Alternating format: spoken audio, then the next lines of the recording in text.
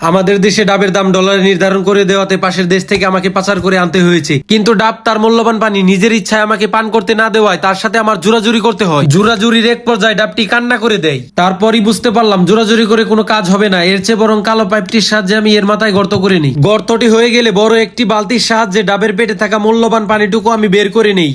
তারপরে আমার লাগেজটিকে মাথায় নিয়ে সোজা চলে যায় মেট্রো স্টেশনে।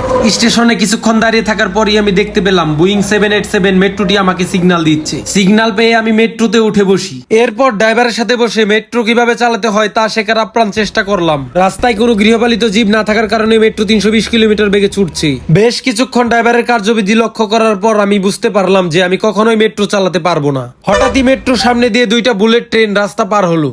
তারপর রাস্তা খালি পেয়ে চলতে চলতে অফিসের ওভারব্রিজে এসে পৌঁছালাম। ওভারব্রিজে ঢুকতেই প্রথমে ফিঙ্গারপ্রিন্ট প্রদান করতে হয়। তারপরই করোনা আক্রান্ত একটি বৃদ্ধ লোক আমাকে দেখে বিকট একটি হাসি দিল। আমি বৃদ্ধ লোকটিকে দেখে ঘাবড়ে গিয়ে কিছুটা সরে দাঁড়ালাম। অফিস থেকে হাঁটতে হাঁটতে আমি চলে যাই এয়ারপোর্টের ভেতরে। এয়ারপোর্টের ভেতরে এত বড় সুইমিং পুল দেখে আমার খুবই সাঁতার কাটার ইচ্ছা হয়। আর ঠিক তখনই আমার মনে পড়ে এখানে আমাকে কাজে পাঠানো হয়েছে, ঘোরার জন্য নয়। এয়ারপোর্ট থেকে বাসে করে সোজা আমি চলে যাই চায়না সিটিতে। এখান থেকে মিশনের জন্য ব্লুপ্রিন্ট এবং দরকারি সকল অস্ত্রপাতি সংগ্রহ করতে হবে। বিশেষ কোডের মাধ্যমে আমি আমার মালামালগুলো হাতে পাই। মালামালগুলো হাতে পেয়ে আমি কিছুক্ষণ পর্যবেক্ষণ করতে থাকি। পর্যবেক্ষণ শেষে আমি বুঝতে পারি এগুলো দিয়ে খুব সুন্দর কাজ হবে। এরপর ব্লুপ্রিন্ট আর অস্ত্রপাতি সাথে নিয়ে আমি চায়না টাউন ত্যাগ করি। সিক্রেট মিশনের গোপনতা রক্ষার জন্য আমি তাৎক্ষণিক দৌড়াতে দৌড়াতে প্লেনে উঠে বসি। প্লেন থেকে দেখতে এই শহরটিকে একদম আমার নিজের দেশের মতোই মনে হচ্ছিল। পাইলট মামাটি আস্তে আস্তে প্লেনটিকে আকাশের উপরে উঠিয়ে দিল।